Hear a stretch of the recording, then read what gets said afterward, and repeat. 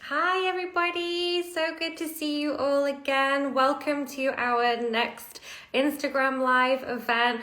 Here to learn all about content creation. For those of you who haven't met me before, my name's Selena and I work on the PR team.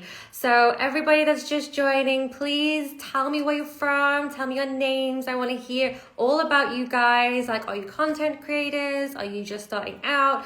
Like, please tell me. I wanna learn about you all. And whilst you're at it, share it with 3 friends. Let's share the love. Everybody needs to hear about this event. We've got an amazing guest today, and nobody wants to miss out. But as everybody knows, we've just got a few little tidbits that we have to go through first. So to those of you who haven't joined us before, welcome. We just have a few little guidelines that we like to announce. Most of them are, common sense, but, just in case. Rule number 1 is please be active. Feel free to ask questions. We want to hear about it. We want to hear how you're feeling. And if there's a question that's relevant, we might be able to ask it right in the heat of the moment whilst we're on that topic.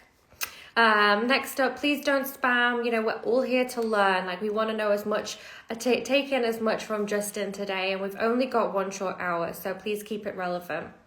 And then please, no inappropriate language. We want to show the love and nothing else. And then last up, share your opinion. We want to hear your thoughts, good and bad. We want to make sure that we have opportunities for development as well as, seeing how everybody's feeling. So those are rules, the structure of it as normal, but again, for anybody who maybe hasn't been to one of our events before, we're gonna bring Justin onto the stage and we've got a few of our own questions that we're gonna get through first. We've got, three topics that we're gonna cover. And then after we've done that, we've got plenty of time for you all to ask some really great questions. So don't worry if you've got a million questions, we will make sure that we have time for them. So all of the work out the way, now we can introduce our guest, Justin. So just give me a second whilst I introduce him onto the stage. And whilst I'm bringing him on, share with me, where are you guys from? Are you a content creator?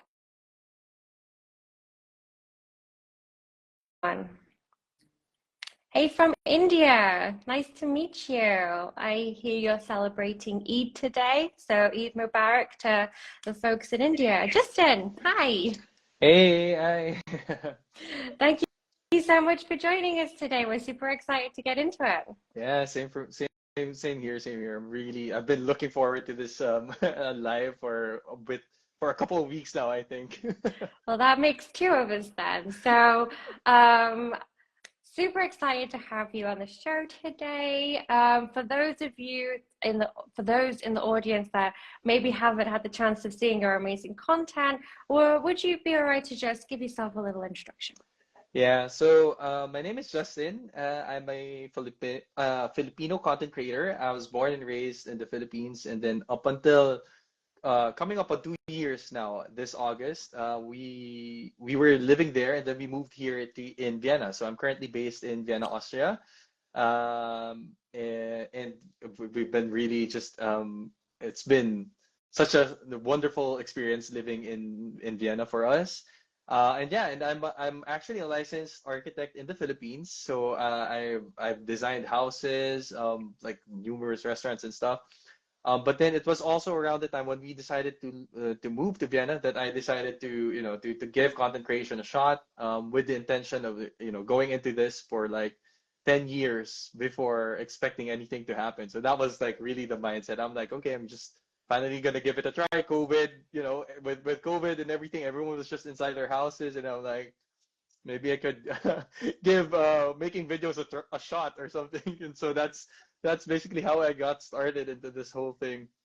Amazing, yeah. And I knew that you were now in Vienna because I saw your post there. I actually also used to live in Vienna Oh, that's a so while cool. ago. Yeah. So as soon as I saw that, I was like, oh, we could talk a little. But it's not about Vienna today. It's about content creation. Unfortunately, I'll save them for a session. So we've got some questions already, and the first part is all about choosing content creation as a career, and we've got a lot to get into. So I'm just going to dive straight in. Yeah. Sure. So my first question is, as we know, you are a professional and licensed architect. Transitioning from architecture to content creation is a significant shift, which is relevant to many of our viewers. Could you share with us some reasons behind your decision and how you navigated this career change? And then did you leave your main job immediately, or is it something where you had like a slow transition to manage both professions simultaneously for a period of time? Yeah, so I think so majority of it is actually a personal decision, and I think a lot of it was also caused by COVID. So during the time, COVID in the Philippines wasn't, really handled well. Like the information we have was totally different from what you guys have. Especially you being in the UK, you're like ahead of the curve, right? Like you guys already were implementing stuff way before us. And so during the pandemic, it was my wife actually who got an opportunity to work for in Vienna here, and so we were like, this is such a good opportunity, not just for us but also for our daughter, who at the time was like 2 years old, and we were kind of getting worried about her development and stuff, with COVID.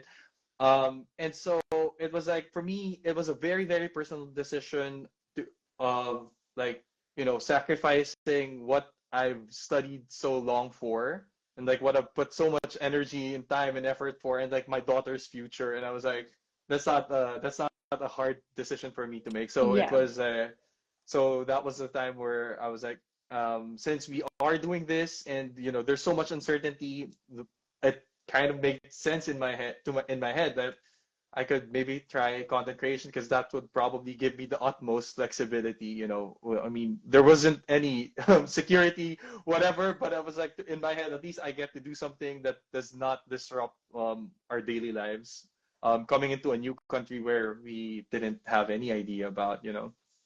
Yeah, amazing. Yeah, so there's like a whole lot of decisions to be made there. Yeah. Like life, definitely life-changing decisions. So yeah, absolutely. Content creation, you need that flexibility with Yeah. so many decisions all into one bowl. Okay, cool. So my next question is, every journey has its challenges. As a content Mm. creator, what were some obstacles you faced along the way and how did you overcome them? Were there any specific moments of personal growth or Um, realizations that shaped your path? Sorry. no, sorry. I thought you were finished with the question, but yeah. I would say content creation. Like looking, if you're looking from the outside, right? Like it looks so much fun, so much easy.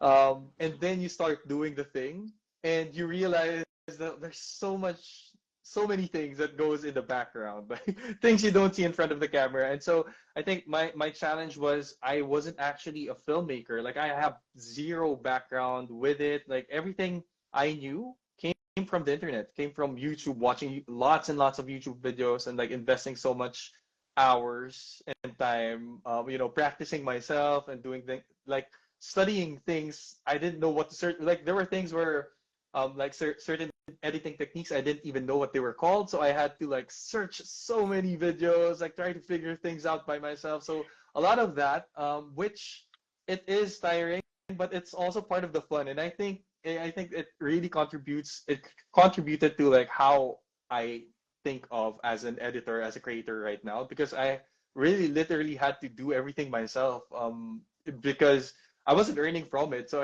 it wasn't like I could splurge like so much money on like courses and all that stuff. And so like, yeah, a lot of it was me researching, me practicing. So I guess that's probably the biggest challenge, is not knowing what I don't know in the first place, right? Yeah, So it's a definitely. little bit scary, when you think about it that way. Yeah, especially with so much pressure on you as well.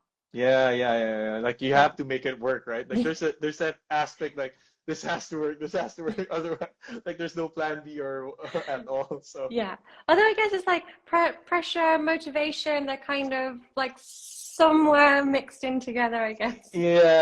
But Yeah. yeah, I mean, it was mostly fun. Like it wasn't, definitely not as stressful as architecture. So I think that's where That's where I Oh, wow. kind of get the energy from, like just going through and pushing through. Because at the back of my head, every time I think about, like how stressful my life was as an architect, I'm like, this is nothing. Like this is, Doesn't even touch yeah, it. it's nowhere close. So I think that worked to my advantage. Amazing. Okay, cool. So, in hindsight, looking back at your content creation journey, what aspects do you think you could have done better? Are there any Hmm. skills or strategies you wish you would have developed earlier? Um, I think uh more it's I don't know if it's a specific skill, but more of like just really consistently putting out content without worrying too much. I don't know if that's like a skill, right? Like because I think a lot of us, myself included, especially coming from a design background and everything, like you just want things to be nice. You just want you kind of want to do things a certain level, a certain quality. Uh, and I suffer from that as well. Like I wouldn't publish something if I didn't think it was like oh okay, I think this is good enough. And so I think it, I just wish I could have started earlier. I think that like that would probably sum it best. My first YouTube video that I made was literally brought about. Like my mentality was like I've been waiting for 4 years to make my first YouTube video, and I like today I'm gonna make it. Whatever happens, I set up a camera, I did an unboxing, and it was like probably one of the worst unboxings ever. And then it got like 10,000 views. I was like, oh my God, What? so many people saw this video, and it's like, it's so bad. But yeah, and I was like, I wish I could have just started sooner. And then, 4 years, because like, by my count, I waited like 4 years before I actually posted. And I was like, if I did this 4 years ago, I'd probably be so good now. Yeah, Like yeah, I developed definitely. all the skills already. So So it's yeah, that it's scary though that initial push because it's like it it's putting is. everything out there to the scrutiny of the entire world. So like it's like 4 years of building up that courage. So like it's understandable. It's so silly to think about. Like, it took me 4 years. Like there were times where I would actually set up my phone and just practice in my room. But so many videos that I didn't post just because I felt like, oh, this I feel so awkward in front of the camera, or like my voice doesn't sound so well, and like I have so many videos of that like I just didn't post. And then I ended up making a video that wasn't actually good too. So I should have just done it in the way before. Just get it out of the way. Yeah, Get all the bad yeah, ones yeah. out the way. Exactly. Yeah, yeah. And that's a funny thing. Like as soon as I did that, I was like, there's really nothing, nothing bad really happened. So like I immediately moved on to the next one. So Amazing. Yeah, yeah. And it's perfect advice. Yeah, just do it. Just do it. it's probably an anomaly that video got so many videos. Maybe I think because of the thing I was unboxing, I think it was a new tech at the time, so it might have been. But like the video itself, really, really, really bad. Don't downplay yourself. If it was terrible, it wouldn't have done so well. So like to some people it was good. Okay, so my next question about social media. So social media has played a pivotal role in the success of many content creators. How have you used various platforms to effectively reach and engage with your audience? And what tips do you have for content creators looking to make an impact on social media? Yeah, so all of these we've got like we're living in a time where we have so many ways to reach out to people, right? Like all these different apps. So I think one actionable tip would be to just give it a go on all the platforms because you never really know where it's gonna work, right? Like some people are very, very successful on YouTube. Some people are highly successful on TikTok, right? And I was lucky that I was able to do it on Instagram, which is like where I spend most of my time anyway in. And so that's one practical advice. Like put yourself out there, use whatever app until like you see find where it works because they all work differently. Like I thought if you make it work in on one platform, it would kind of be the same in the other, and it's not really the case. Like the same videos I make for Instagram don't work as well for TikTok, which was I was like I thought TikTok was the one that was like gonna be the easiest one to work on, but that wasn't the case.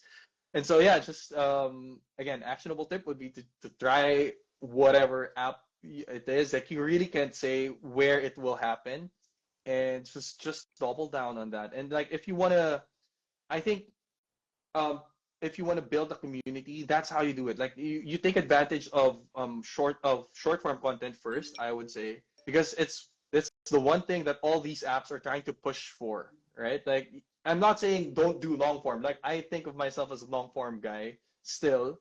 Like I took advantage of this short form era where, everyone's just pushing it out, and I was able to reach so many people luckily.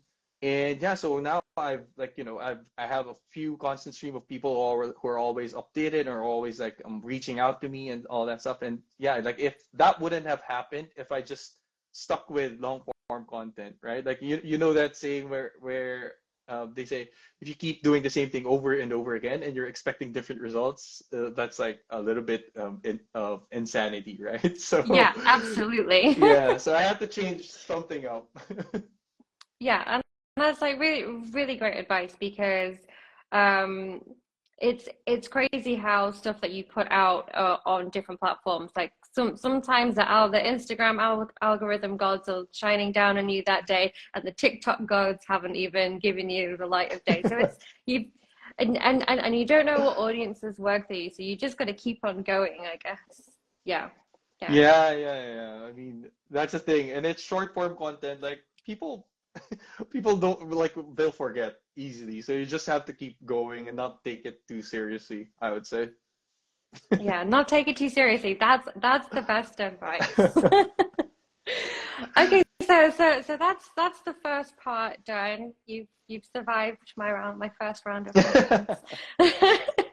Our next part is looking for your format. So Mm, my first question for this is, you began your filmmaking endeavors before the rise of TikTok and yeah. Instagram Reels even were a thing, as well as the dominance of vertical short form videos. So, what advice can you give to content creators who are starting out in this fast paced digital landscape?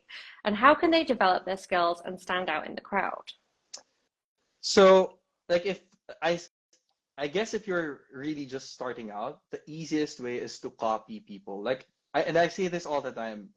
When I started, I had no idea what I was doing. Like I had no idea what a good video was. So I really, really looked for actively searched for YouTubers, like doing something I thought was cool. And then I work on like let's say I think the first videos I studied were from Daniel Shipper, like doing all the crazy B-roll of like food because I was at home. It was pandemic and I was like studying how to do all that stuff. So I worked on that and then like found another one, another creator. So I was like always moving into all these different creator styles, and I was trying to because I was trying to find my voice. And I guess that's how it is. That's how I was with design. Like when I was running my own firm and like I was also trying to figure out the identity of like our design style. That's how I did it, and it's in my head. It's pretty much the same. So it's like looking for references that you think is good, right? That resonates with you, and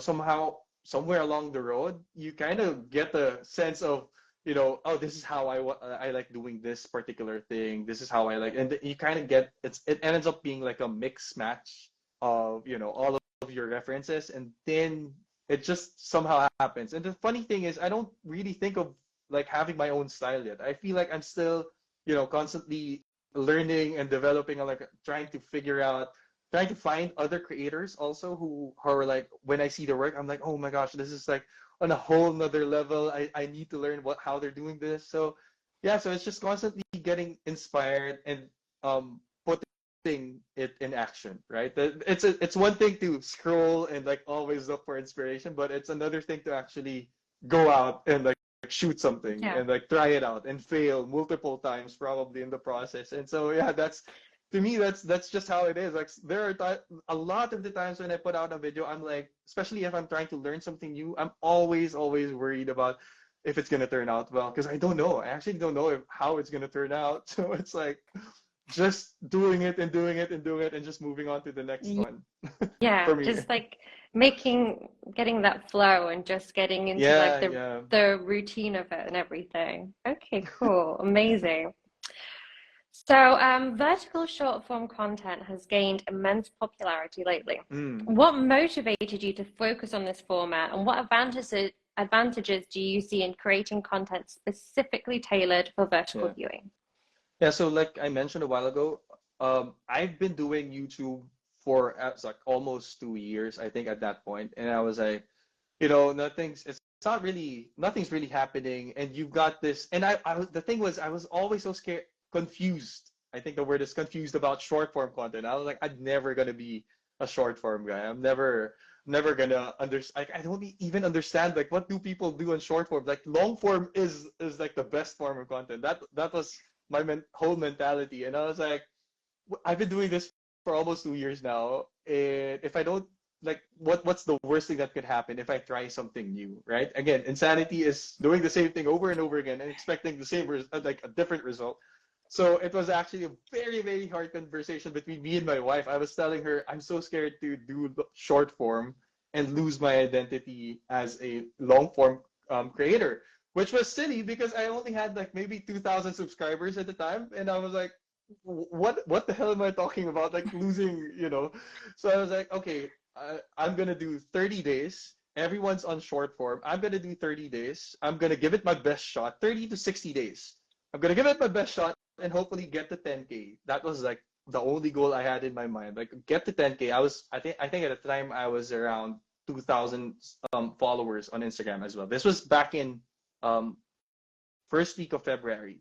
So I was like around 2,000 followers on Instagram, and I was maybe 30 to 60 days. I'll give it my best shot and hopefully get to 10K. So yeah, I mean, the only reason I did that was really I had this book from Paul Arden. It's on the back, and he says, whatever you think. The book's title is "Whatever You Think the Opposite." So that was like always in my head. I was like, whatever I think, I'm gonna do the entirely a different thing, take it to a different path, and see where it goes.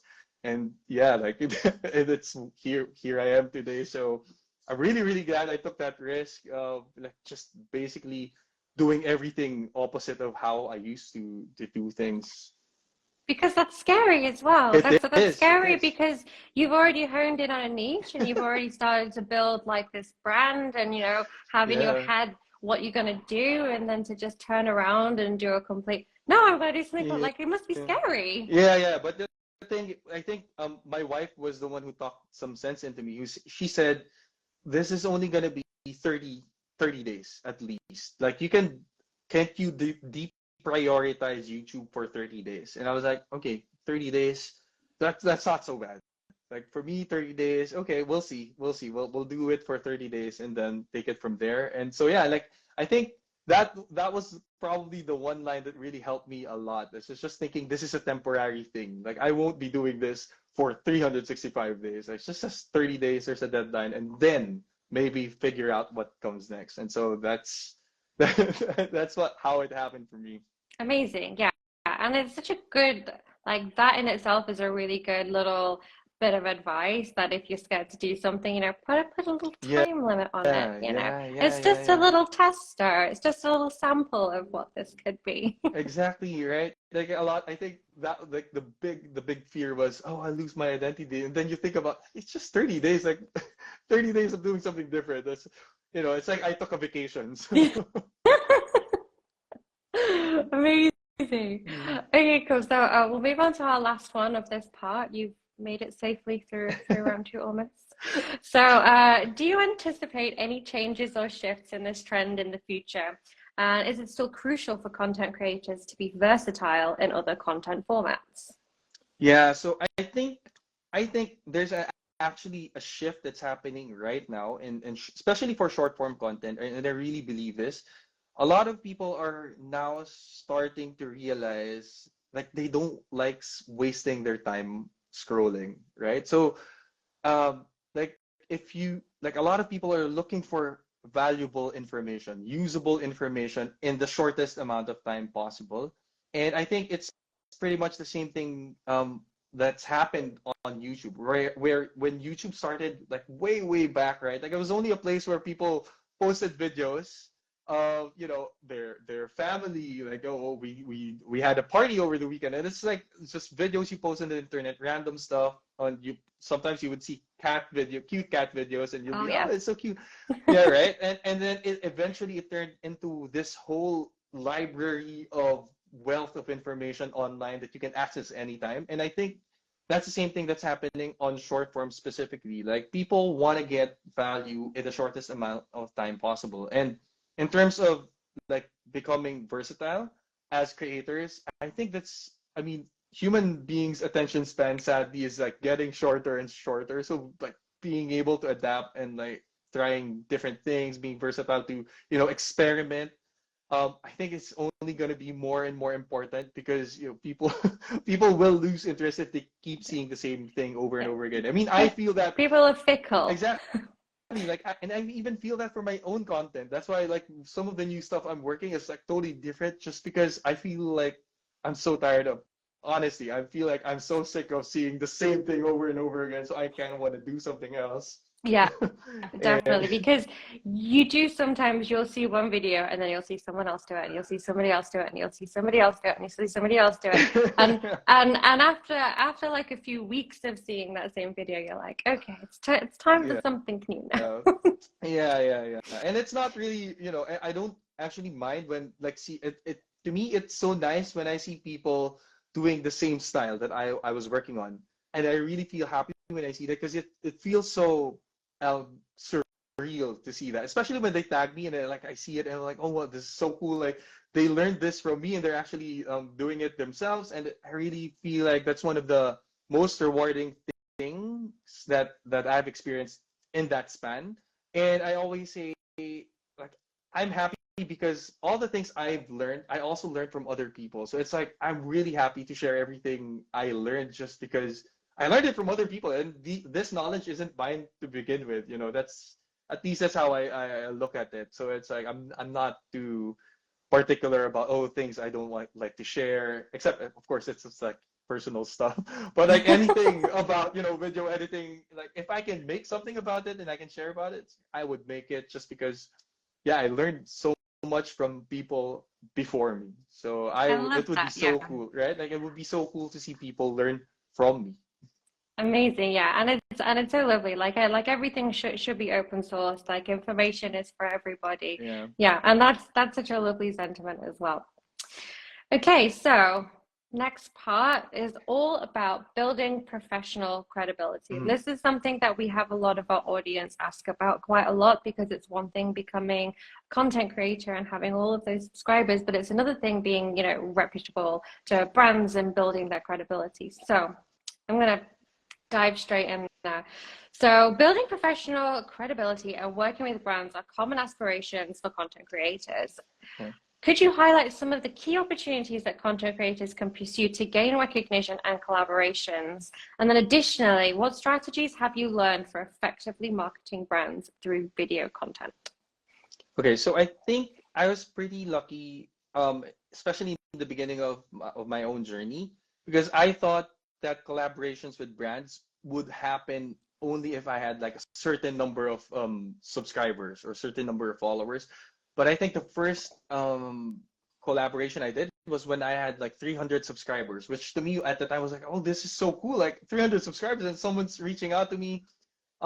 And so I think if you're beginning, at least for me, I can't speak for everyone else, right? Like, especially for me who had no background and everything, I was just really happy to do these X deal collaborations with different brands, so that I could get kind of my own portfolio. Like, I could build, what, like, when in the future, I was thinking in the future, if someone reaches out to me, I can show them all of these things I've worked on in the past.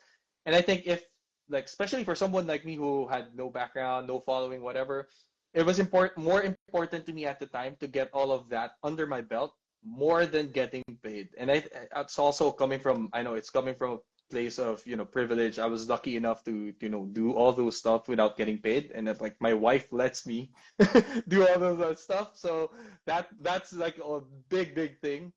But if I hadn't done all that, I wouldn't I honestly really feel like I wouldn't have the confidence to reach out to brands and tell them, hey, I'm a content creator. I create all of this content. You can see it on my YouTube channel and stuff. And like, would you be open to a collaboration?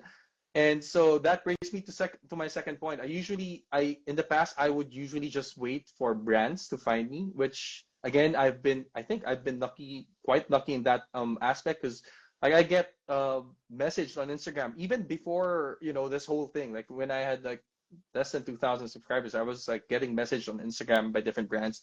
But yeah, like now I think the biggest change is actually having the courage to reach out to brands. Like it's not actually a scary thing. And yeah, I guess that's like one of the biggest changes I've implemented this year specifically.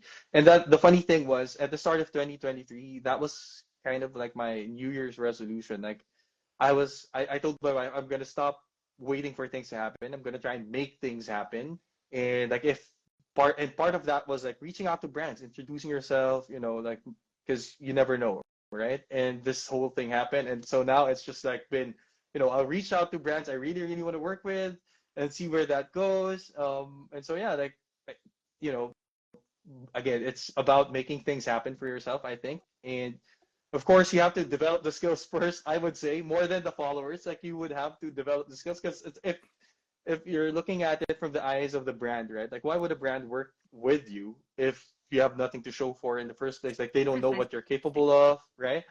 And I think that, yes, followers matter, like how much of a reach you have, but I think they also look at the quality of your work. Because, like I said, the first few collaborations I had was like at 300 subscribers, and I had no one, probably my family, right? Like, we're the only ones who were watching this stuff. But I was able to do that because I think at the very beginning I already like did some things a certain way. Like I wasn't just doing videos for the sake of making videos. I really wanted them to have value, like add quality and all that stuff. And yeah, yes, not getting paid for a while and just focusing on the work helped in that regard. So I want to say something. You refer to it as luck a few times there, and I want to say that in my humble opinion, I don't think that's true, because you already said it yourself that it was the quality of work that was Mm. there. So like it's not just luck, it's your hard work that got you to where you Yeah, were, yeah, regardless yeah. of how many subscribers you have. So I'm just gonna say that, Thank and then you so much. you're welcome. And then we can move on to our next question. So your affiliation with NAS Academy has been Mm. an influential part of your content creation journey. How has this association contributed to your growth as a content creator? And what valuable lessons have you gained from teaching and hosting online classes and seminars? Okay, so first, I would say a really, really big introvert myself. Like I have so much trouble being on live cam. Like right now, Well, you would wouldn't never have notice, known but it. you wouldn't notice, but the amount of anxiety I have, like just waiting for the call to come up, and I'm like, oh my gosh, it's about to start. Like I'm really, really introverted, and I think being part of NAS Academy, being put into that, whole situation of teaching other people live as well, because we used to do live courses, live classes, kind of helped in that regard. But most importantly, I think it exposed me to the possibility that, hey, content creation is something that you can really, earn from, or like make a living out of, because I've met so many people who are doing it, and I think that really really helps, especially for someone like me who had no affiliation whatsoever, because I was just really on my own, right? And until they picked me up, and then I kind of met with all of these other big creators, like getting to talk to them, and like, being just being exposed to that whole content creator community, I would say, was a really really big deal, because it gives your brain, a kind of a tangible thing to look at, right? Because you see it happening for other people. It's not just a concept anymore of, hey, this guy makes videos for a living. Like he makes videos on YouTube for a living and he gets paid for it. And I think that's probably the biggest thing, is like the possibility of seeing that happen for myself, especially. Amazing. Yeah, really cool. And honestly, you hide it so well because I never would have thought that you have social anxiety. So your acting skills are top. Yeah, I don't think a lot of people would know that. Like, but yeah, like so much anxiety right before speaking engagements, or like even before a class. Like I would sit 1 hour before my speaking class. I mean, with the class I'm gonna be hosting, just because I want to get it all out. Like I'm so nervous. Oh my gosh. Well, you're doing good in spite of that. You're not being held back by that anxiety, and Thank you so that's much. admirable. Okay, so my next question. Winning competitions such as the Mm. Sony Vlog Challenge and being nominated for DJI Sky Pixel competition are remarkable achievements, like really, really cool, amazing. What do you believe sets your content apart and makes it stand out from the others in the industry? All right, so I think the biggest one would be the acceptance that I'm not as good as all of these other people. Like when I joined those competitions, my mindset was I'm self-aware enough to to like look at my work, look at this guy's work, and know that they're on a different level of quality. And I just accepted that, like really, really accepted that. And then I asked myself like, okay, if quality isn't that high, what is it that I did have to my advantage? Like what like I had all these footages of family trips, and the thing is, my entries they're not even they're not even skydiving stuff or like all these cool daredevil things. My entries were all about stories of my family, of me with my family, because that was what I had. So essentially, it was about sitting down, looking at all these things I already had with me, like figuring out what I can make with this instead of worrying about, oh, I don't have a drone shot of like the mountain or like a desert somewhere in Egypt of me walking the dunes and stuff. So I didn't have any of that, but I did have all of these memories, and I think and I believe I have a thing for like storytelling, and concept and like conceptualizing a video. And so that was I essentially leaned into what I did have instead of worrying about what I didn't have in the first place. And that's not just about camera gear, but it's really all the materials all together. And I just accepting that this is my story, this is how I like to do it, this is what I have, and just go with it. Amazing. That's And like yeah. really inspiring. Like you didn't let the imposter syndrome set in. You were like, Yeah, no, this is what I can do, and that's yeah. really cool. Yeah. Because like you would want, right? Like you're joining competitions. There is a pressure for you to like, oh, all of a sudden do all of these crazy stuff just so you kind of portray something much more cooler than what it really is. But to me, it was really all about all about all these memories that I've been making, and I've just been documenting them. And like this was an opportunity for me to come up with a piece or a story, to piece together and like share a message that was really, really authentic to me. And I Amazing. wasn't really just trying to be someone else, like all of these big other filmmakers that I really look up to. Amazing. Yeah, really, really inspiring.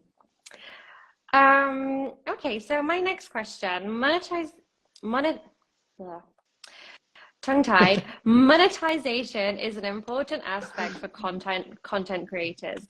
What are some possible avenues for content creators to generate income from their work? All right. So I think the very first time I earned something from content creation is through my YouTube channel. When I finally got monetized, I was really, really excited about it. And I probably earned like the first time it got announced, it was probably just cents, right? Like $1 or something. And then, but that to me was very, very powerful because again, it was proof of concept, right? Like, hey, they actually paid me for this. And so, I think AdSense from YouTube was like the very first one. But again, that wasn't really anything to be so to brag about, right? Like I could probably buy a coffee every 3 months when that thing happened. So AdSense, affiliate links, like enrolling early in affiliate programs, and since you're doing all these content, I think it kind of ties up with knowing how to do affiliate marketing, and taking advantage of that. That really, really helps. And yeah, right now I'm focusing on brand deals, and maybe sometime in the future, maybe doing something else. But right now it's about, getting paid to actually make content, which is still a pretty new thing for me, I would say. But yeah, it just comes with, all these back experiences, like knowing I've been doing this for so long, and I know that I'm not just throwing up a video whatsoever, like not planning anything. There's so much work that goes into it, that I kind of had this um stand to make, that okay, this year I'm gonna try and make things happen. I'm gonna try and make this into a real career. And so yeah, I think I attracted the right opportunities, the right things. And so I'm in the middle of making it happen, I would say. I'm not there yet, but I feel like a few more, years probably. Amazing, yeah, and like really, really amazing advice. And like when you were saying before, when you first started getting a little bit of income, and it was like a coffee, every now and then, it's still a free coffee. Yeah, I yeah, bet yeah. it tasted so much nicer, because it always does when it's Yeah, it's free. like, oh my gosh, this is like a coffee I bought with YouTube money. It's like, it's so cool. That is cool. Okay, so you've endured nearly all of my questions. I have got one question left for you. And then I will leave you at the mercy of the prequel audience. So my last question to you is, are there any specific future plans or exciting projects and collaborations that you're looking forward to in your content creation career? So I think, of course, I would want to work with like the biggest brands I've just dreamed of, working with. Hopefully they happen this year. And I think figuring out how to really rally the community into like something that they can, what that is, I'm not really sure yet at the moment, but I am trying to figure it out every day, like what I can do for them. Currently, it's about continue again. My plan is just to continuously provide as much value as I can, like figure out, whether that be in the form of new information or like giveaways I can sort of work out with a brand for them, all those things. And I really just want to give back to the community as well. And yeah, I because it's really because of them, right? Like a lot of these things wouldn't have happened if that person didn't find what I was doing valuable. So it's really, I really want to do a lot of things to give back to the community, and sort of grow with them, and hopefully find a really strong, group of people who are like constantly, reaching out, or like people who really resonate with the kind of stuff I'm doing. I think that's, as an introvert, like I have so many, it feels so nice to have friends online. Like, but yeah, I guess that, and working with big brands and just figuring out what I can do more for this community would be next steps, at least. Amazing, yeah, and like really, really heartwarming as well, because yeah, not so many people think about supporting those that got them there in the first place. Mm. So yeah, really amazing. Okay, so I'm finished. That's all over for my question, guys. In the audience, if you've got any questions, get them in now. We've got just over 15 minutes, and let's see what questions we have here. So guys, if you had been asking your questions in the chat, just kindly ask you to put it into the little image with the speech bubble and the question mark, just pop them in there. And there's quite a few already. Somebody's asked for the graphics card, which is present on your show. It's like over there. Oh my gosh. I mean, that's one of the things I was so surprised about, like the amount of messages I get from people asking for a camera, asking for, all these stuff. And I don't mean to be like a mean person or anything, but it's like all these things I worked so hard for. Like I would say, I killed myself over, just to get all of these stuff. So it feels so funny to me when someone is like, "Oh, can you give me this? Can you give me that?" Hey, God, can I have that now? Yeah. I'm like, literally, I worked so hard for this. I imagine both producing all of that stuff without getting paid. Like that's so. Yeah. Yeah, well, I guess you could tell that person, sure, yeah, I can help you get your content creation. You can get one for yourself. Okay, so somebody's asked how to grow in graphic design. Um, I would say, like, I'm not, I'm very interested in graphic design, although I'm not an expert in it or anything, but like just following Chris Do probably is going to be like one of the best things you do as a graphic designer. Figuring out how to not just how to design well, but like how to run it as a business, how to deal with, clients, undervaluing your graphic design services. That's like a really, really big step, I would say. Just following him would probably change the course of your graphic design journey. Amazing. So I've got one here from Mojo Blue Photography who says, how do you decide what to teach in your videos?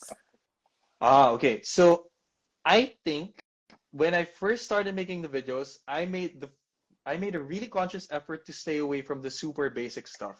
Not because I didn't know how to teach it, but because so many people were already doing it. Like so many people could probably explain it much, much better than me. So I stayed away from the super basic stuff, and then I figured I really just sat down and thought about what were the stuff I searched for myself. That and that was it. Like this technique that took me so long to learn about. Again, I was mentioning a while ago, I didn't even know what these techniques were called. I had to learn them, and so those were the things I worked on. Like, what were things that I was actually super interested in, or that I really wanted to learn, and that's what I made. That's amazing. And it must be super relatable to everybody else because it's like it's truly something that helped you, so it must therefore help other people. Yeah, and that's the funny thing is, a lot of creators I talk to feel like they can't make something that about they know something they can't make something about something they know because they feel like it's too basic. Like they feel like it's, oh, this is so easy, everyone knows it. And I'm like, a lot of the things I made were so basic to me that I was so surprised how many people didn't know it. And it's like, yeah, you just make it. You really just have to make it, and like you never know anyway what's gonna happen. I just go for it. Like it, Yeah. like it, it must be quite hard as well doing videos, teaching people because this is something that I've seen out there with some content creators, and it's a gift that you have is that you're able to teach people without condescending or Mm, talking down. Like you've got a very nice way of putting out. Like, thank is you that so much. something?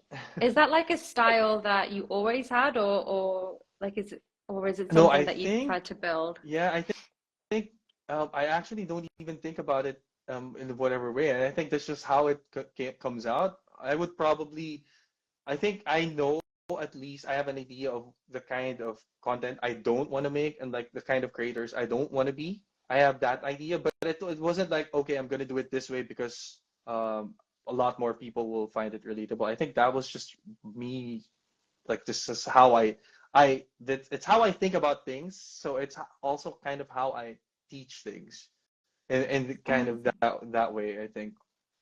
Okay, well then, yeah. So you were just gifted with it then because it's not easy to do. It's really hard to do. So this is from Literaholic. I'm sorry, I'm terrible at pronouncing some of the names because they're like the handles.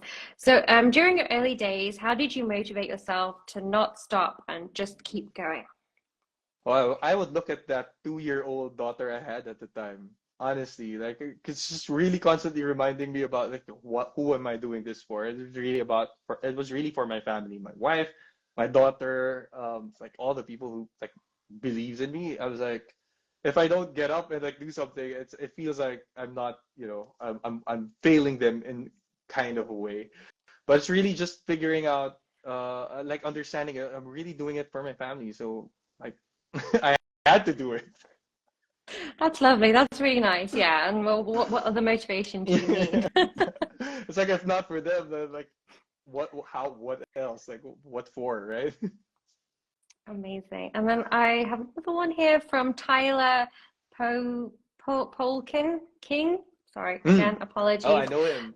Oh, you know him. Yeah. Oh, amazing. So he says, what advice do you have for someone who has seen a dip in their views and is caught in a loop of negative self-talk because of it? What advice do you have for someone who has seen a dip in their views and is oh no? So I would say Tyler, because Tyler is one of these creators. Actually, I had a call with him a while back. He was one of the creators who reached out to me. And I saw his content. I think at the time he was like around less than 1,000 subscribe followers on Instagram. Reached out to me. I looked at his stuff, and like I immediately had this like a sense. Like I felt like he was gonna like he was on the way. And he was asking for tips, and I told him, you know what, man? I think the only thing you need to do is just to keep going because I think it's already there. And it did happen because I think today he's at around 30,000 followers from at the same time, right? So Amazing. like he was able to grow it, and I was like, when it was happening, I immediately messaged him. I said, you know what? I called it. I just wanted to tell you I called it. And so if you're caught in a negative loop of like thinking about um oh, I'm not getting as much views, which to me, I'm not getting as much views as I did when I was doing it consistently. But it all really just comes back to like I wasn't doing it for the views in the first place, right? So it to me, no matter if the video gets 1,000 views, 10 views, 12 views maybe, or like 100,000 or like 6 million views, to me, my it was really all about if one person, if another person, just another person would find what I was going to say very helpful and useful, then I did my job. Honestly, like I don't want to sound so, whatever, like I'm not trying to be fake or whatever, but that was really my goal when I started. Like one of my goals, one of the rules I set when I started my own journey was that it's just if what I had to say would help one person, it was my duty to make it. So Amazing. if you're not getting, like, again, it wasn't for the views, it was for one person. So if it gets one view, then it's okay. That's yeah, and just don't be a slave to the Exactly. algorithm. Yeah. Okay, great. So we've got one from Bulletin Not Regular. What are three things you would say to yourself starting out 5 to 10 years ago? Oh, like I would have just posted the first video, right? Like without editing skills, whatever. I would have just started, number one, started with whatever I had. Like it was because one of the so that was one, right? Like just get started. And then two, like not to worry too much about the gear. I know I have, like, if you look at me, like all the stuff in the Was back, I gonna have so say. much gear, right? But like I one of the reasons I did not start immediately was because I wanted to have a camera. And that, like, it took 4 years before I finally got my first camera, and then I made the video and it wasn't good. Like like it didn't even help at all. So I was like, it's not, definitely not the camera. It's me. So start start early, start with whatever you have, and just like do it for the right reasons, right? I think one of the things that keeps me going is because I'm not doing it to get to be viral. Like I going viral was never ever my goal. Like it was really about making something valuable. So again, I guess so that like whatever happens to the video, if it goes viral or not, that like it didn't matter to me as much because that wasn't really one of my goals. Like I wasn't really targeting to be like an overnight sensation or whatever. Again, I went into this no like expecting at least 10 years before something would have probably happened. And so yeah, just figuring out, why I'm doing it in the first place. Amazing. So speaking about cameras, we have Hey Katrina, who is asking what budget camera can you suggest? Oh my gosh. That's such a uh, that's such a really hard topic to discuss. I would say I really can't. So first and foremost, I'm a Sony guy. So I would say look for something in the Sony lineup because at least in my opinion, they have everything you would need as a creator. Like they're all. I feel like they're always ahead of what people need. Some of the, like, to the point that I think they're making cameras now that don't even make sense anymore, or like it's so specific to one person that it's again, to me, any camera that would probably would have been made within the last 10 years is a good enough camera. Like I'm at the point, so I have a full frame camera, I have an APS-C camera, I have a 1-inch sensor camera, I have action cameras, but I'm actually at a point where I'm thinking about making content with handy cams, like the ones that were like pre YouTube times, like digicams, like taking photos with digicams and not any of my bigger cameras, more professional cameras. And I think it's just because you just realize it's really not at some point you realize it's really not about the gear. So it's like if you're looking for a camera, anything that's like within 10 years, I would say you won't go wrong with it. But maybe so again, being a Sony guy more, maybe something in Sony. Sony lineup would be. I'm not being paid. Sony, if you're listening. listening. Yeah, they're not paying me or anything, but it's like, yeah, it's what I've been using. So Okay, so you've not been taken hostage by Sony. Blink twice if you need help. If I need help. Yeah. Yeah, but because I have other camera brands as well. Like I have a Canon. I started with a Canon. I have a Fuji camera, but like if I really want to make content, I go to my Sony just because it's so dependable and reliable. Again, not paid or anything. Blink twice if you need help. Okay, we have another question. We've really got a few more minutes left. So guys, if you have any more questions, then get them in now. You might have time for them. So we've got Navid Qureshi says, can there be more video templates? Oh, sorry. What's holding you to that might be a prequel question, in which case there will always be more video templates. Just keep on going through our social media. We'll post them all the time. So apologies, I took that one from you. I didn't realize it was a prequel, but I have one question that I do like to ask most people that we do live events with. And it's mostly for my own selfish personal intrigue. And when your first video went viral, like what were the thoughts that were going through your head? Like what were you feeling at that time? So first there was an overwhelming sense of like what was happening with my phone. Like the amount of notifications I was getting was insane. Like it was just I couldn't even keep up with the comments, or like I would miss so much stuff that just because the app wouldn't let me see everything anymore. Just so many notifications. So that was one.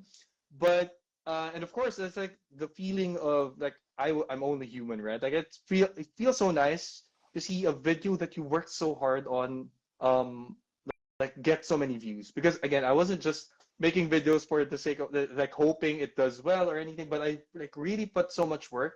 And so when one video started getting picked up, and I felt like because I really gave it my best, it felt like a reward in itself, right? Getting rewarded with views for something that you really worked hard on was a really nice feeling to have. I'm like not lying.